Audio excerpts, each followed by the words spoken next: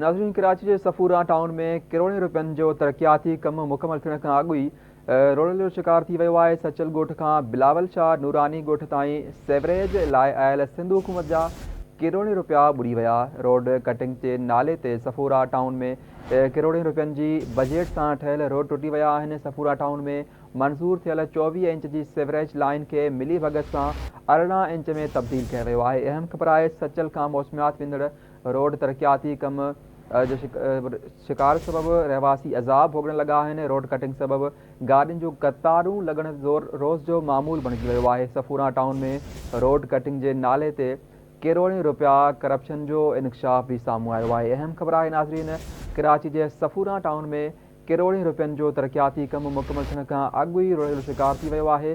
सचल ॻोठ खां बिलावल शाह नूरानी ॻोठ ताईं सेवरेज लाइ आयल सिंध हुकूमत जा करोड़ें रुपया ॿुॾी विया।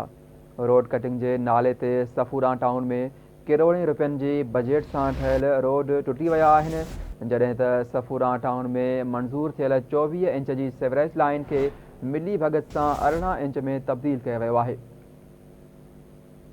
रोड कटिंग सबबि गाॾियुनि जूं कतारूं लॻण रोज़ जो मामूल बणिजी वियो आहे। सफूरा टाउन में रोड कटिंग जे नाले ते करोड़ें रुपया करप्शन जो इंसाफ़ साम्हूं आहे। हिन महिल लाइन ते मौजूदु आहे कराची खां आमिर सुप्रो। जी आमिर, कहिड़ा तफ़सील आहिनि?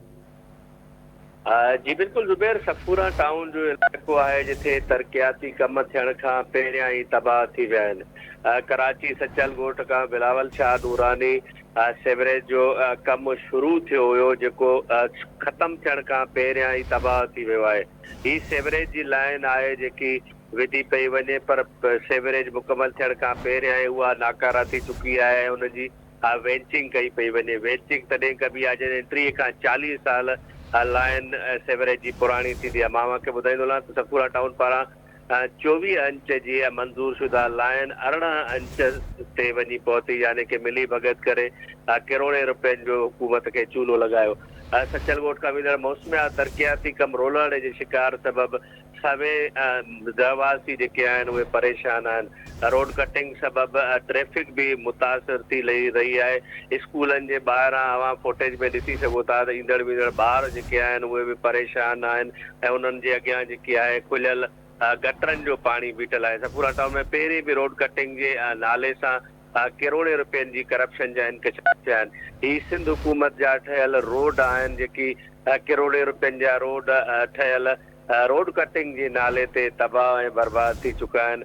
ही सेवरेज जो कमु आहे जेको सचल ॻोठ खां अब्दुल्ला शाह नूरानी ऐं हुन सां गॾोगॾु बिलावल ॻोठ जेको आहे उते हलंदड़ हुयो, जेको पहिरियां मुकमल थियण खां पहिरियां ई तबाह थी वियो आहे। उहो मुकमल तौर ते नाकारा थी वियो आहे, जंहिंजे लाइ वरी लखे रुपया ख़र्च करे वेंचिंग कराई पवंदी आहे। वेंचिंग तॾहिं थींदी आहे जॾहिं 30 खां 35 साल जेके लाइनूं पुराणियूं हूंदियूं, पर हीअ त नओं शुरू थींदड़ कमु आहे जेको पहिरियां ई नाकारा थी चुको आहे। सफूरा टाउन में मुख़्तलिफ़ जेके वक़्तनि जेके रोड कटिंग ते जेके करोड़ें रुपयनि जी करप्शन जा इंकशाफ पहिरियां बि थी चुका आहिनि। जी ठीकु आहे आमिर, वॾी महिरबानी अपडेट करण लाइ।